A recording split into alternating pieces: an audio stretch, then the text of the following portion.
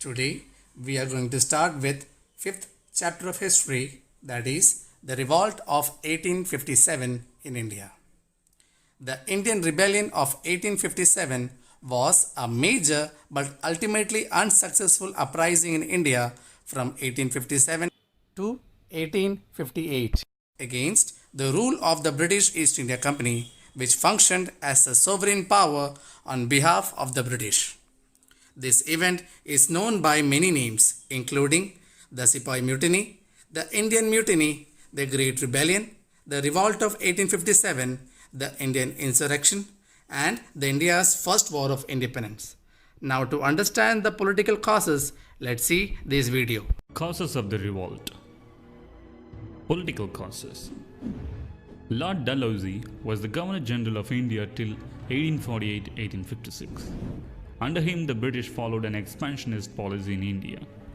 Dalhousie, through his policies, had added considerable territories to the British Empire in India. The policy of annexation reached its climax when he implemented the policy of doctrine of lapse and annexed the Indian states on charges of misgovernance and absence of an heir. In the course of 8 years, Dalhousie annexed Satara, Sambalpur, Jhansi, Nagpur, Jaipur. This policy enraged the Indian rulers against the British government. As part of the doctrine of lapse policy, the titles and pensions of some Indian princes were confiscated. The pension of Bajirao II's son Nana Sahib was discontinued after his father's death, and Rani of Jhansi had been deprived of her right to rule in violation of the recognized Hindu law. Dalhousie further proposed to abolish the title of the Mughal emperor after the death of Bahadur Shah II. Economic causes. The economic policy of the British adversely affected every section of the Indian society. The British exploited the economic resources of India to their advantage and drained her wealth by crippling the Indian trade and industry. Under the British, India turned into a colonial economy to serve the British capitalist interests. Heavy taxation, evictions, discriminatory tariff policy against Indian products, and destruction of traditional handicrafts that hit peasants, artisans, and small zamindars. These grievances left the Indian people dissatisfied of the British, eventually turned out to be bitter enemies of the British. Social and religious causes. The attempt to bring about social reforms in India by the British was not liked by the general public.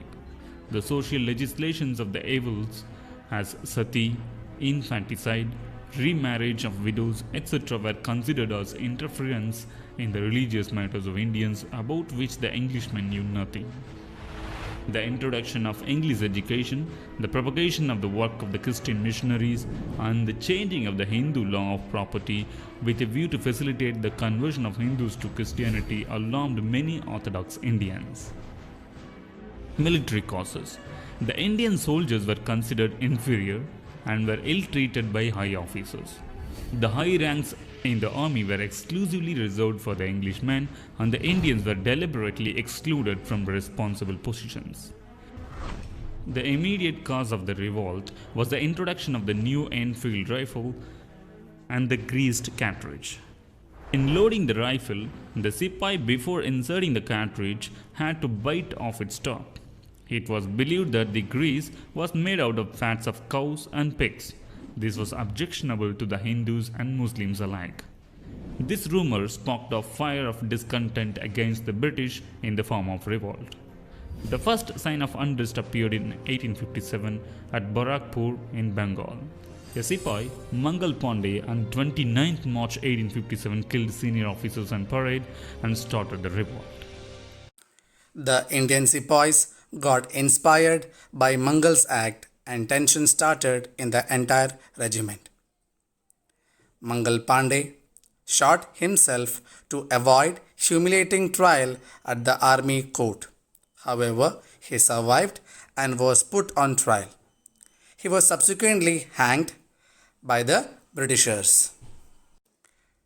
To support this statement, let's see a video clip from the movie Mangal Pandey.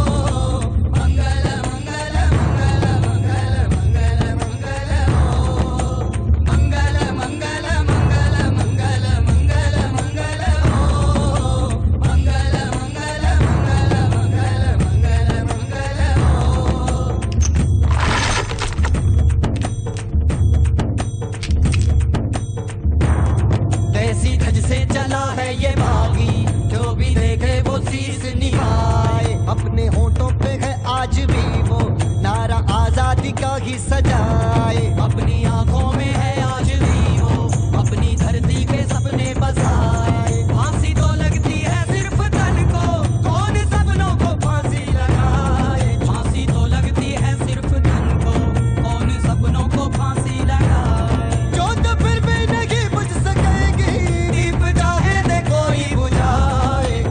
अल्लाह बोल।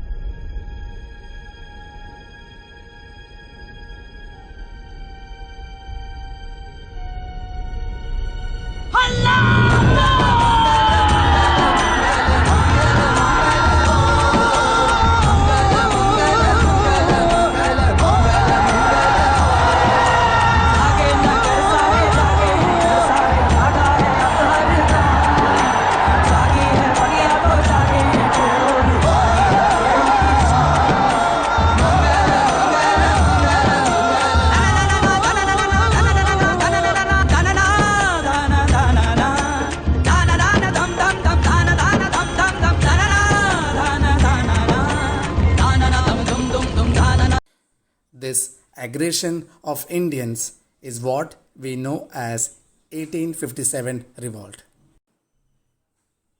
On 9th May 1857, 85 soldiers in Meerut refused to use the new rifles and were sentenced to 10 years imprisonment for defying the orders on the issue of greased cartridges.